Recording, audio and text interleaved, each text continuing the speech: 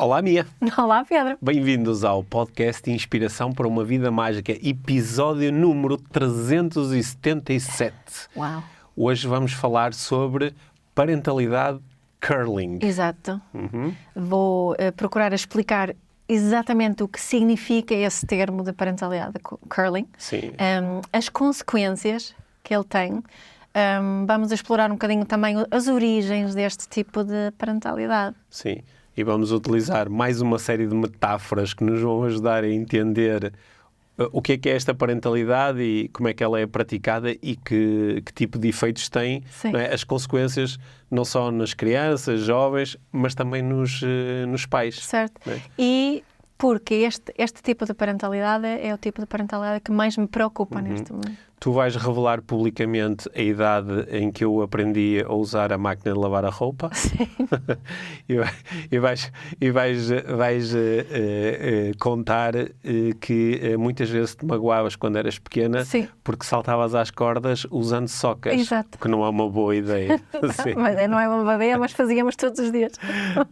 Antes de mergulharmos na parentalidade curling, que é algo que normalmente é praticado no ambiente da parentalidade, mas nós às vezes também fazemos curling em relação ao nosso parceiro romântico ou em relação a alguém do nosso trabalho. Isso já é outro episódio. Isso já é outro episódio. Mas antes disso, vamos só aproveitar para mostrar, sobretudo, claro, para quem nos vê no YouTube, aqui temos finalmente em mãos o nosso Tu Fazes a Diferença, o nosso terceiro volume de histórias inspiradoras. Tão lindo, eu adoro essa capa. Para desenvolveres a empatia, a coragem e o amor próprio, editado, tal como todos os outros volumes, pela Albatroz, do grupo Porto Editora. E a recepção ao livro está a ser espetacular. Né? Aliás,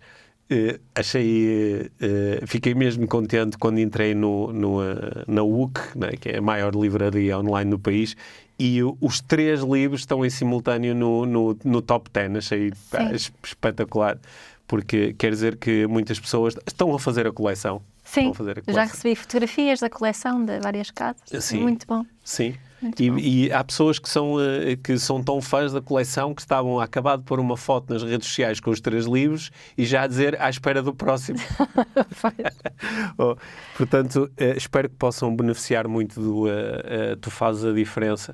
Continuam-nos a chegar imensos relatos de famílias que leem as histórias e partilham. E salas de aula também. Salas de aula, bibliotecas.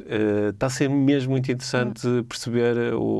Outra coisa que eu tenho adorado, que é receber ou mensagens ou fotos ou referências nas redes sociais de profissionais, nomeadamente de psicólogos, certo, também que têm estes livros no seu consultório e os estão a propor e a referenciar a pais. Fico muito contente também muito. Com essa abertura, porque promove a utilização das histórias que nós tínhamos em mente quando as criamos. Portanto, muito obrigado a todos por este movimento. Mesmo. Sim, já dá, os títulos dos 3 livros já dão para dar, já fazem assim um belo mantra, não é?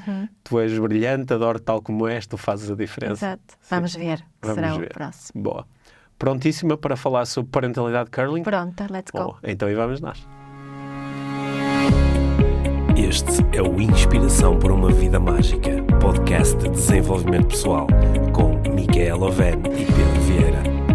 A Mia e o Pedro partilham uma paixão pelo desenvolvimento pessoal e estas são as suas conversas. Relaxa, ouve e inspira-te. Que se faça magia.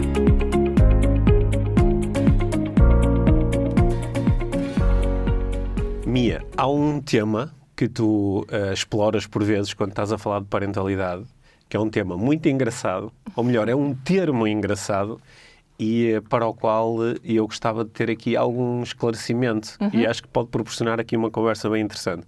Uma conversa sobre parentalidade e muito mais do que isso. Tu falas habitualmente em parentalidade curling. E para começar, gostava que me explicasse o que é parentalidade curling. Certo. Parentalidade curling é um termo que surgiu na Suécia, nos países nórdicos, para descrever um certo estilo de parentalidade que eu vejo que se está a tornar cada vez mais importante. Importante não, habitual, muito presente. Mais comum, exato. Muito presente como estilo de parentalidade. Curling é um desporto que se joga em países onde faz frio. Joga-se na Escócia, Canadá, nos países nórdicos, sobre gelo. E joga-se em equipas, e cada equipa tem no mínimo três jogadores, e joga-se com umas pedras redondas, grandes, que têm uma pega em cima. E um dos jogadores vai atirar a pedra. A pedra desliza sobre o gelo até um alvo. E a ideia é ficar no meio deste alvo, o mais próximo do centro possível. Quem tem a pedra mais próximo do centro ganha, não é? Sim. Aliás, tira-se depois várias pedras e depois podes empurrar as pedras dos adversários e para aí fora. Mas depois os outros 2 jogadores, cada um tem uma vassoura. E eles, a tarefa desses jogadores é varrer o gelo à frente da pedra para a pedra melhor deslizar até o alvo. Então, eu acho que essa é parte do jogo que, se calhar, a maior parte das pessoas que já viu o curling na televisão, por exemplo, o curling faz parte dos Jogos Olímpicos de Inverno, não é? Deve ser, essa uma das imagens que não... esse é o momento em que as pessoas dizem, eu acho que já vi isso, não é? Certo. Que é os jogadores ali com a vassourinha. Varrem assim com muita intensidade muito, e depois é mais lentamente, mas varrem o gelo. Varrem à frente da peça. À frente desta grande pedra para ela deslizar o melhor possível. Vão retirar o atrito para a pedra deslizar mais facilmente. Exatamente. E eu acho que só essa descrição ajuda-nos a perceber o que é parentalidade de curling. Parentalidade de curling, então, é quando os pais retiram todos os obstáculos aos filhos. Fazem coisas pelos filhos que, em princípio, os filhos poderiam fazer sozinhos. Têm muito, por norma, também têm muito receio que os filhos passem por adversidades, por situações de frustração,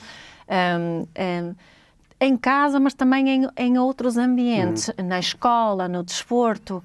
Um pai que pratica muito parentalidade de curling vai... se o filho precisar de resolver alguma coisa na escola, mesmo com mais idade, vai lá resolver. São aqueles pais que, quando eu trabalhava em recursos humanos, há muitos anos atrás, e estava a fazer processos de recrutamento, acontecia-me haver pais a ligarem para me fazerem perguntas sobre o processo de recrutamento dos filhos. E não havia pais a levar o filho à entrevista? Também. Mas, quase a pedirem para estar na entrevista também. Certo, para responder pelo filho. Mas esta ideia de que, estamos a falar, neste caso, estamos a falar de jovens com 19, 20 anos nesta altura, acima dos 18. E pronto, eu naquela altura tive que dizer aos pais que o facto de estarem a ligar, a perguntar, não ajuda o processo, não é? Porque diz-me bastante aqui sobre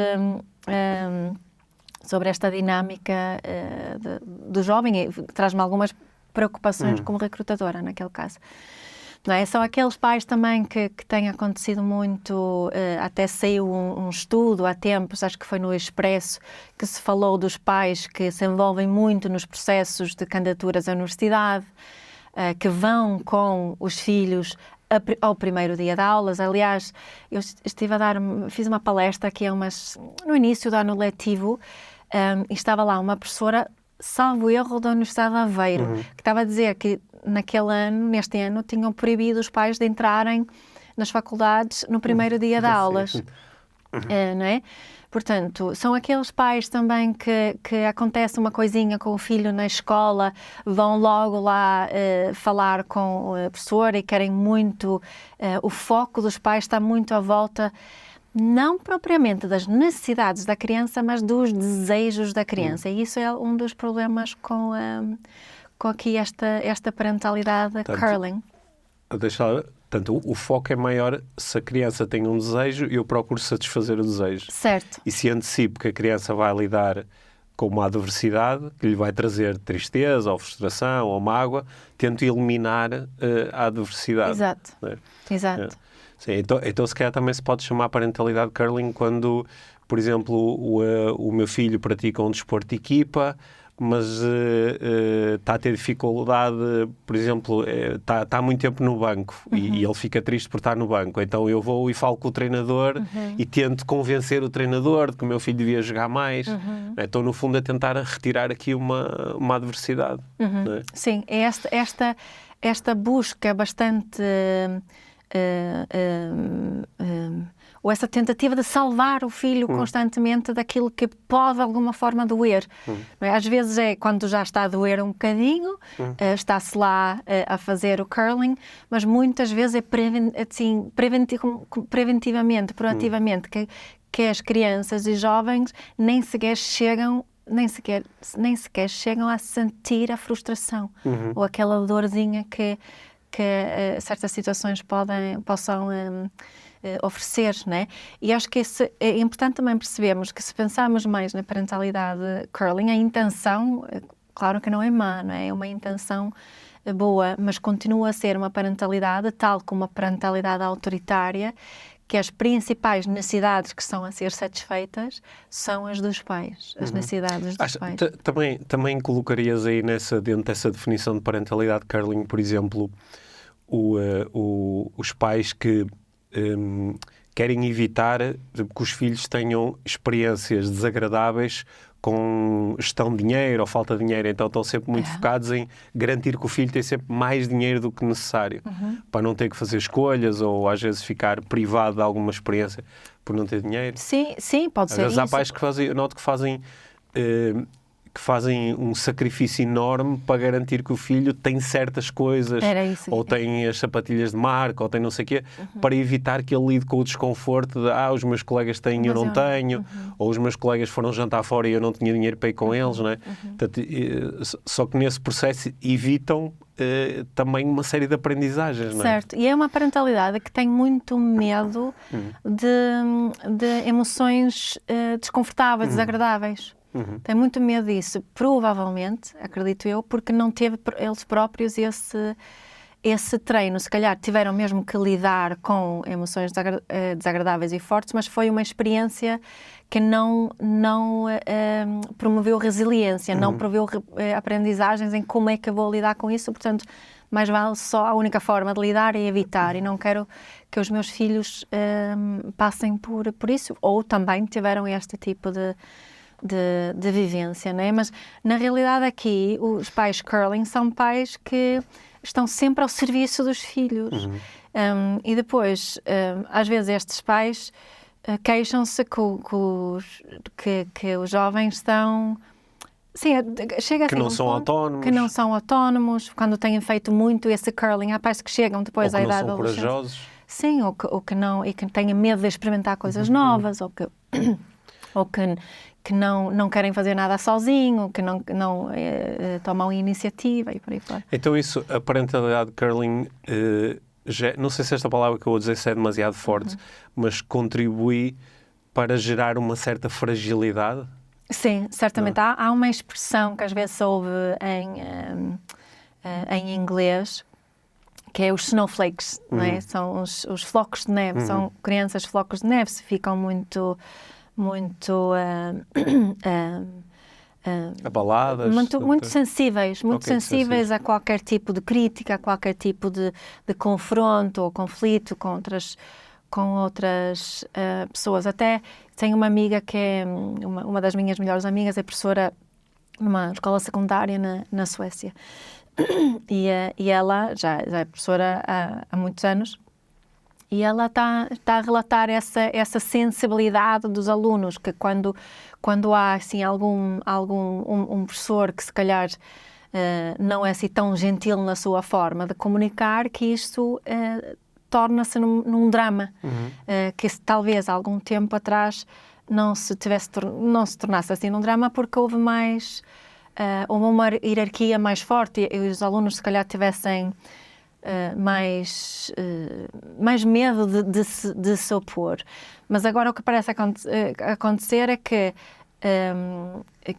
os pais estão incluídos aqui neste drama do snowflake, e também são muito sensíveis quando os próprios filhos estão a ser postos em causa de alguma forma ou realmente fizeram alguma coisa em relação à qual têm que ser responsabilizados, e que isto assim é uma dinâmica que fica um bocado tóxica. Não é? Promove muito o que nós já falámos aqui antes, do entitlement, não é? Como se tivesse o direito aqui o direito de apelar a um suposto dever do meu pai ou da minha mãe ou de ambos ou de outras pessoas que estão adultas que estão próximas de mim, tipo, é vosso dever resolver-me este problema. Exato. E se falarem mal comigo, estão a ferir a minha integridade. Não, parece que não há aqui um treino de perceber estas dinâmicas de quando as nossas necessidades, não é, que se estão em conflito. Por exemplo, com um professor ou com um treinador ou com um amigo ou com outro adulto, porque não houve esse treino de fricção, porque houve só, não é, um deslizar.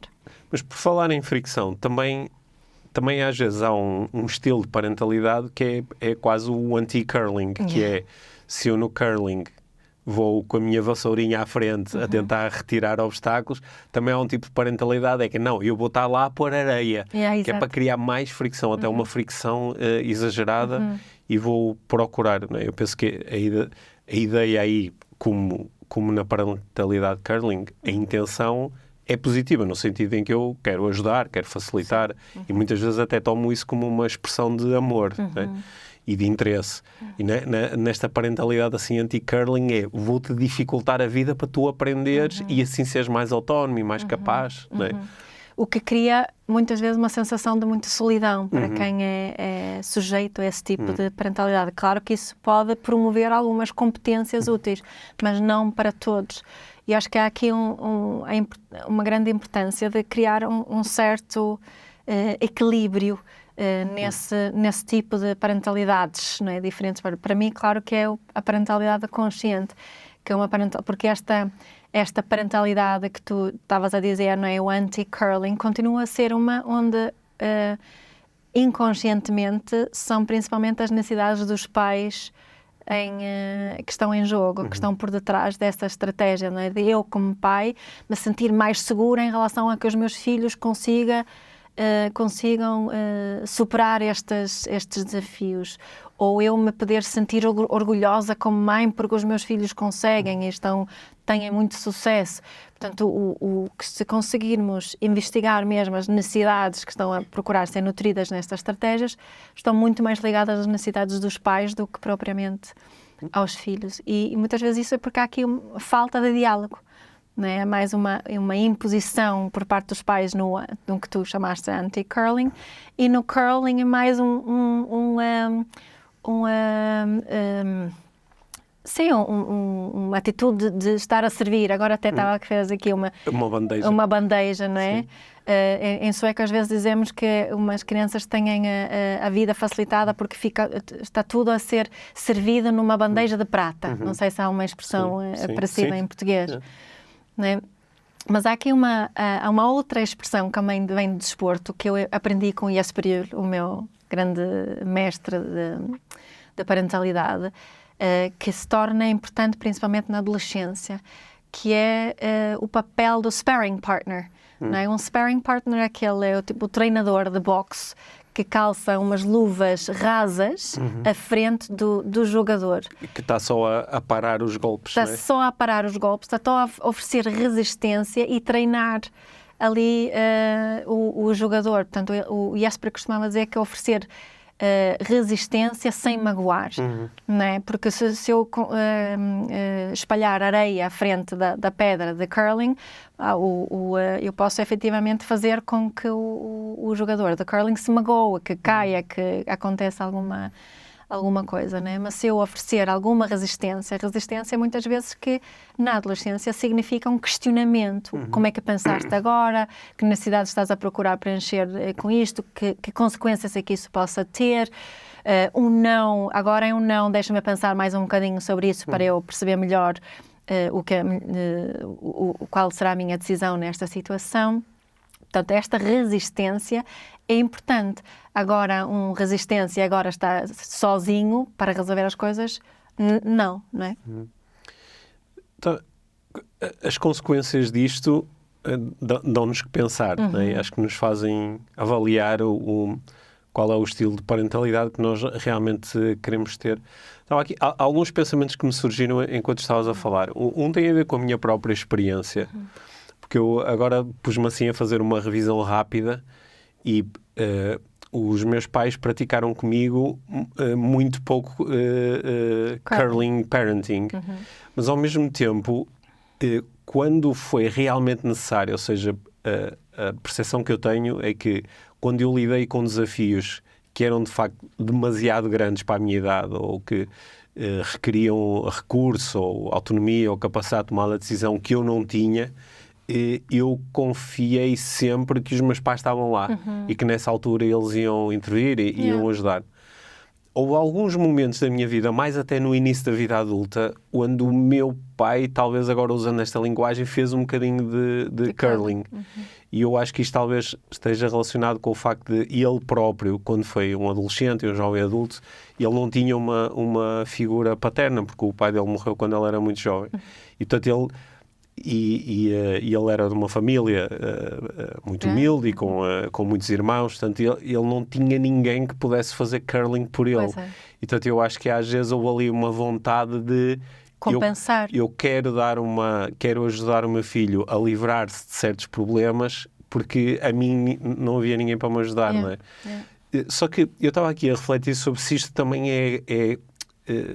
se a cultura e o ambiente em que nós estamos também nos influencia. Porque quando tu falaste, por exemplo, dos pais que levam os filhos ao primeiro dia da faculdade... Sim, vimos-nos disso, coitado. Porque levam porque, coitado do miúdo, depois não vai saber descobrir onde é que é a primeira aula e vai ficar atrapalhado, então eu vou lá resolver o problema. Não é? Quando eu entrei na faculdade em 93, portanto há 30 anos...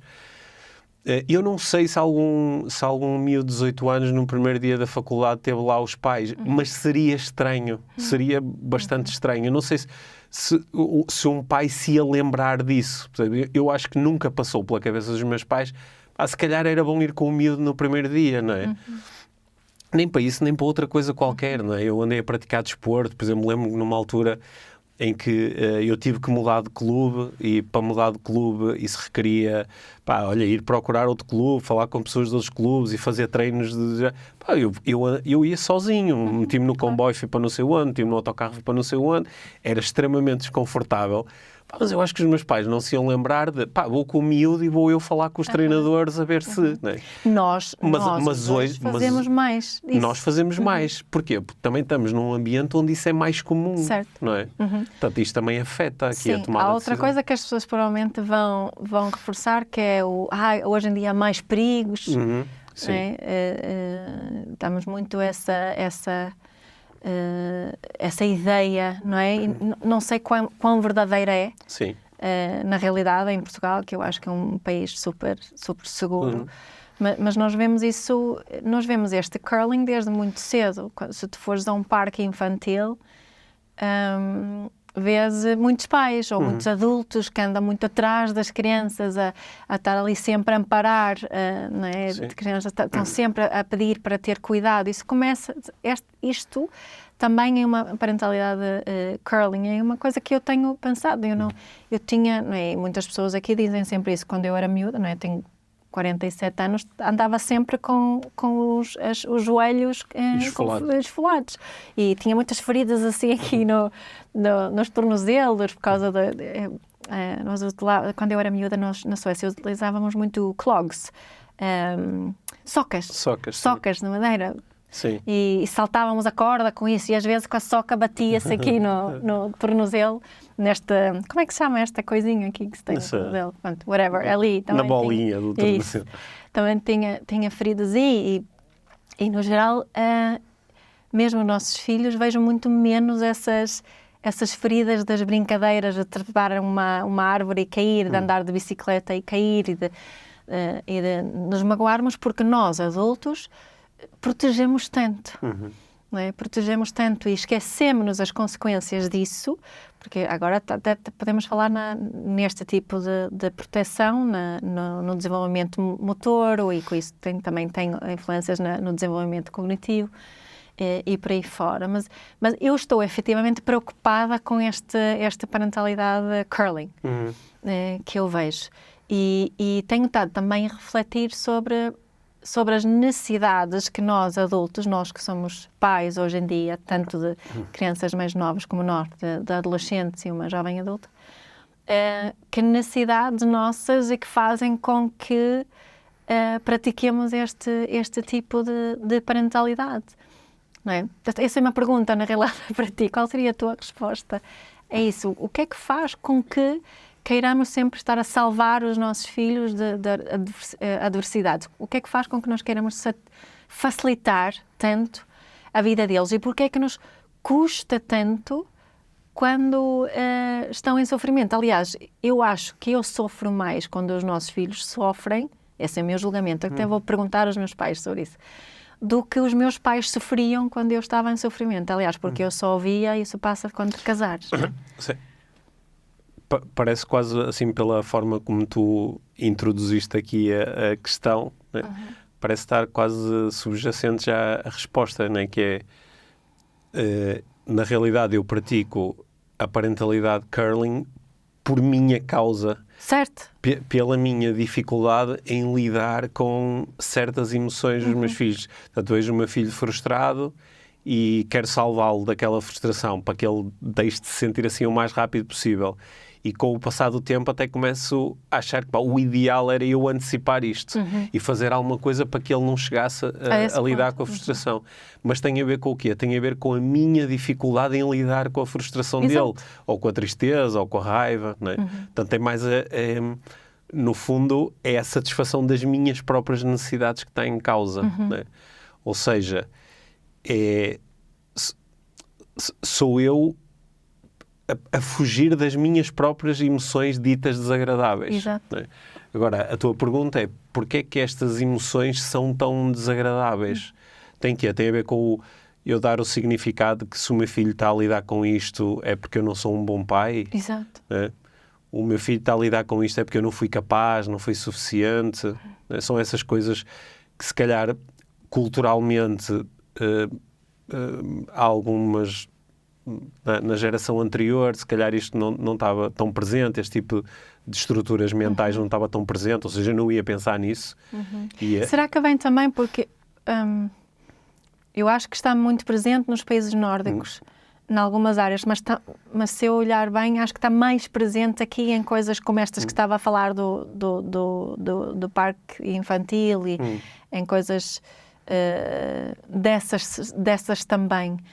Não só defender os miúdos na escola, mas também esta no dia-a-dia das brincadeiras e tudo isso. Se isso tem a ver com também uma herança aqui de que o Portugal continua a ser, mas já, mais do que a Suécia, foi um país muito pobre. O compensar aquilo que eu não tive, se isso é muito... Esta ideia de dar mais do que eu recebi. Sabes que há um pensamento de que eu normalmente não gosto muito, porque eu o vejo utilizado em situações que eu acho que não são nada interessantes, ou para promover valores que não são nada interessantes. Mas é um pensamento que pode ser útil aqui para esta nossa exploração, que é aquela proposta de que tempos difíceis criam pessoas fortes. Pessoas fortes criam tempos fáceis. E tempos fáceis criam pessoas fracas. Que, por sua vez, criam tempos difíceis. Não é? Que é esta ideia de que, enquanto que, por exemplo, a geração dos baby boomers, não é?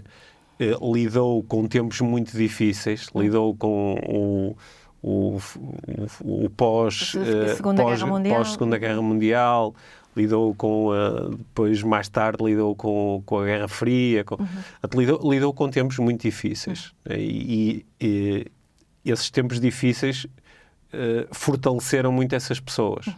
Sendo que este fortalecer às vezes é um fortalecer só exterior, que é sou muito forte porque consigo lidar com estas circunstâncias todas, mas estou cheio de necessidades terapêuticas e estou todo traumatizado. Certo, não tenho nem umas ferramentas de verdadeira regulação Não tenho emocional. ferramentas, não senti amor, portanto há aqui uma... Pronto. Só que, por causa disto, sou mais, por exemplo, tenho maior capacidade de sacrifício, acredito mais no valor do trabalho... E acaba por criar tempos mais fáceis, tempos mais abundantes. Nós vivemos esses tempos mais abundantes, como miúdos, não é? Como miúdos, nós vivemos esses tempos mais abundantes. O que, por sua vez, também cria oportunidades de algumas destas coisas de que os nossos pais nos podem ter salvo, ou que nós podemos tentar evitar que os nossos filhos lidem com determinado tipo de problemas ou dificuldades, porque temos condições para o fazer. Condições, nem digo só condições financeiras, também condições de informação, de conhecimento. Sim, por exemplo, nós somos a nossa geração de pais, não é? Mostram-nos os estudos que é a geração que passa mais tempo com os filhos. Certo. Portanto, até esse recurso que é disponibilidade, estar tempo, estar atento, não é? Eu acho que há muitas coisas de que os nossos pais não nos salvavam porque nem sabiam que nós estávamos a lidar com elas, certo, não é? Certo, agora os miúdos têm sempre um adulto presente, Sim, parece que sim, uma grande parte da nossa vida, e acredito que na geração dos nossos pais mais ainda, uma grande parte da nossa vida era invisível para os nossos pais. Eles não sabiam. Sim. Não sabiam o que é que estava a acontecer na escola ou fora da escola. Não podiam estar a seguir-nos no telemóvel. Sim, sim, exatamente. É. E passavam menos tempo connosco, portanto, havia menos conversa.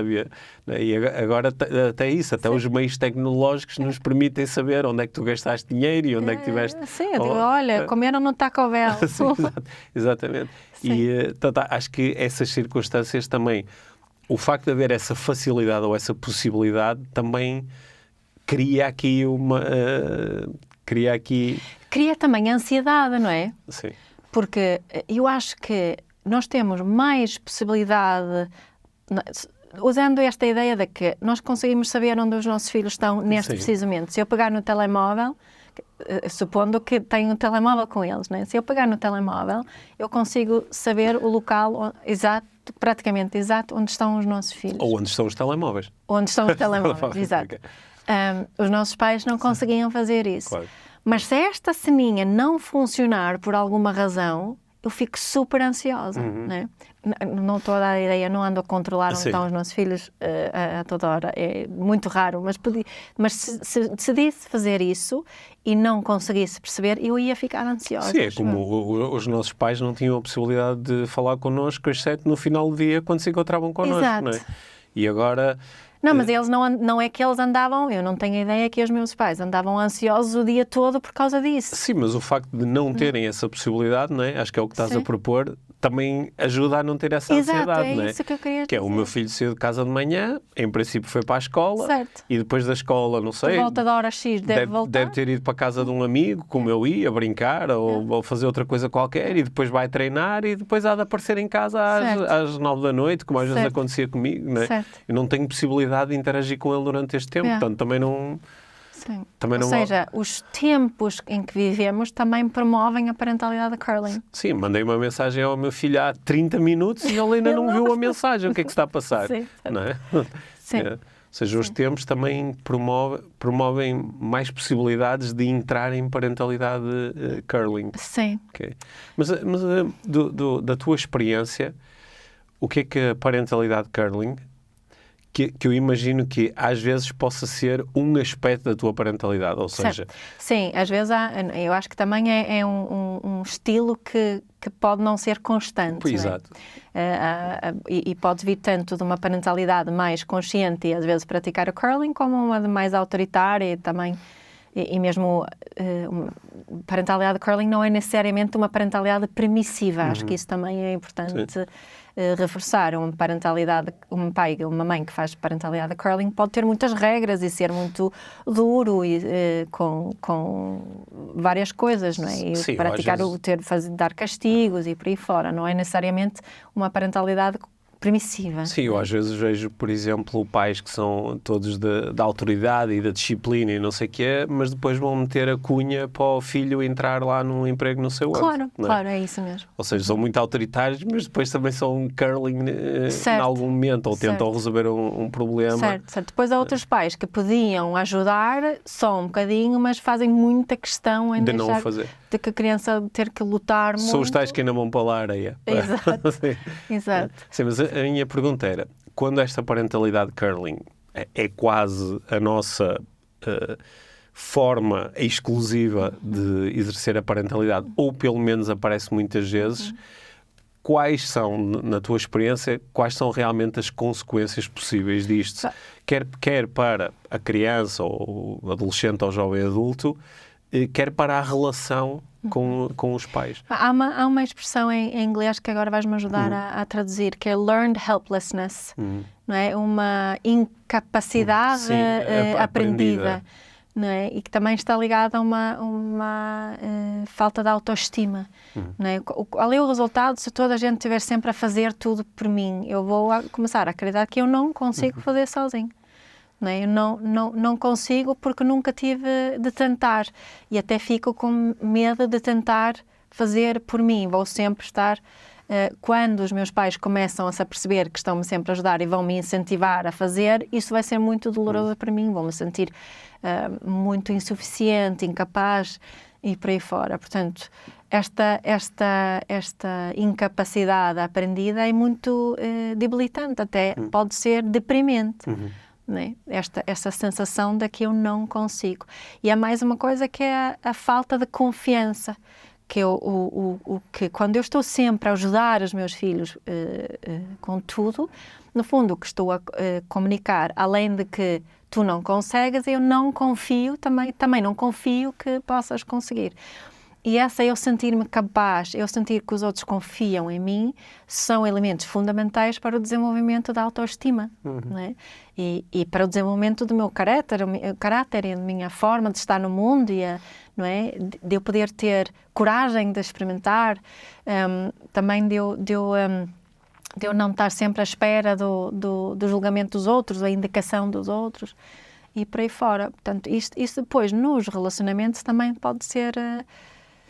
bastante... Isto está um bocadinho estudado na relação homem-mulher também, porque os homens tendem a ser mais ajudados, os rapazes tendem a ser mais servidos em casa do que as meninas.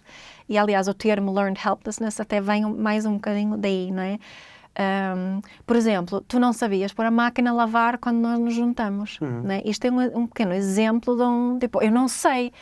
E tu tinhas 20... Agora estou-te a expor, desculpa, mas é por 24? Sim, para aí. E não sabias pôr uma máquina de roupa a lavar. Para mim era um bocadinho estranho na altura, mas é um exemplo disso porque houve sempre alguém que o fez. Isto é um pequeno exemplo que depois podemos usar para outras coisas ainda mais importantes, não é? Mas tu tiveste mesmo que pedir ajuda. E agora já sabes, né? Aos 48 já sabes pôr a máquina. Já não são 48, Mia. São 49. Já há uns bons anos que sabes fazer. Olha, mas eu não tinha pensado muito nessa questão do learned helplessness, porque este termo... por exemplo, o pai da psicologia positiva, o Martin Seligman, um dos primeiros trabalhos de investigação que ele fez com ratinhos tinha a ver com o learning helplessness. Que muitas vezes é uma coisa que surge não propriamente neste cenário, mas no cenário de eu tenho um problema para resolver e não há nada que eu possa fazer para resolver o problema. Então eu generalizo e quando me surge um novo problema eu não faço nada porque tenho esta crença de não há nada que eu possa fazer. Não é? Só que aqui a tua proposta é que isto também se pode desenvolver de outra forma, que é quando há sempre alguém a resolver as coisas por mim, eu também aprendo que não há nada que eu possa fazer, porque se eu pudesse fazer, então esta pessoa não estava aqui sempre a resolver os problemas. Não é? Portanto, não é tanto por uma frustração de tentei e não consegui, é mais nem sequer cheguei a tentar, porque as outras pessoas não devem confiar que eu consigo, então aprendo isso. Eu acho que ter isto em consideração pode ser muito útil para pessoas que estão muito viciadas nesta parentalidade curling, não é? A libertarem-se um pouco e entenderem que a consequência disto vai muito para além de eu estar a evitar as minhas próprias emoções. Porque vejo o meu filho triste ou frustrado e digo, eu podia lá resolver-lhe o problema. Vai muito para além disto. Eu estou verdadeiramente a criar novos problemas para o meu filho, com que ele provavelmente iria lidar facilmente, ou pelo menos com acesso a recursos, criatividade, confiança, e ele vai ter dificuldade em fazer isso porque eu não o deixei aprender.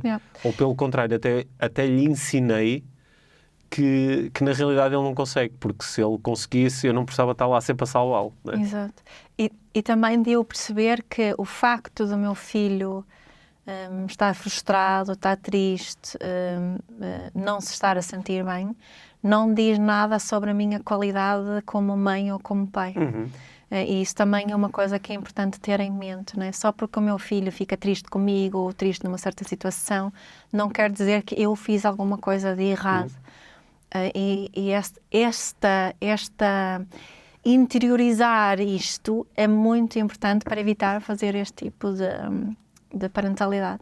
Sim, e também não há nada de errado comigo em eu sentir verdadeira empatia emocional em relação ao meu filho e ficar um pouco triste quando o vejo triste. Claro. Não é? Não há nada de errado com isto. Não é? Também não preciso me transformar num pai todo duro que o meu filho está triste, olha, aprende, siga, certo. não é? Não, posso oferecer, o que eu posso fazer é oferecer espaço a essa tristeza do meu filho e juntar, e sem querer salvá-lo, não é? Salvá-lo a ele e salvá-lo a mim, que é muitas vezes o que queremos fazer, não é? E isso não é necessariamente fácil. Mas ter a consciência do que está a acontecer, não é? Nós temos falado muitas vezes isso, nos nossos filhos muito envolvidos no desporto, e às vezes custa-me muito algumas situações pelas quais eles têm que passar, mas o que eu posso fazer é oferecer-lhes espaço para falar sobre isso depois, se eles quiserem, falar sobre que tipo de estratégias é que eles podem utilizar no futuro, como é que eles eventualmente podem solucionar certas questões, sem ser eu a ir lá tentar fazê-lo.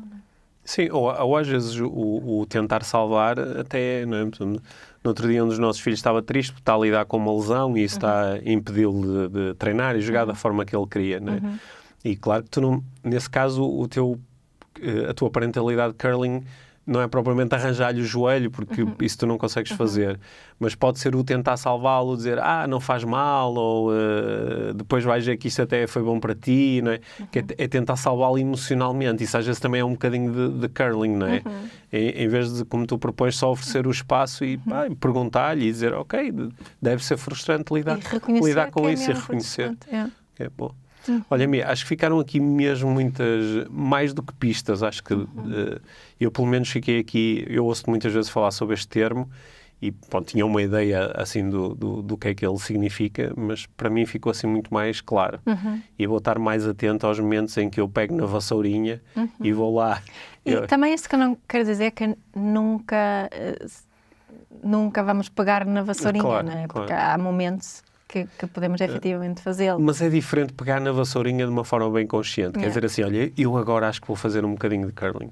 Porque está-me a custar a mim lidar com isto. Mas é diferente fazer isto de uma forma consciente e como uma escolha, ou achar que é assim que tem que ser e que não há outra hipótese. E às vezes nem isso, acho que as pessoas nem pensam nisso.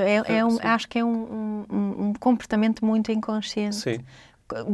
Com as melhores das intenções, mas com consequências que eu acho que não são nada boas para a criança, o jovem, depois jovem adulto, tipo adulto, e depois para nós como sociedade no geral.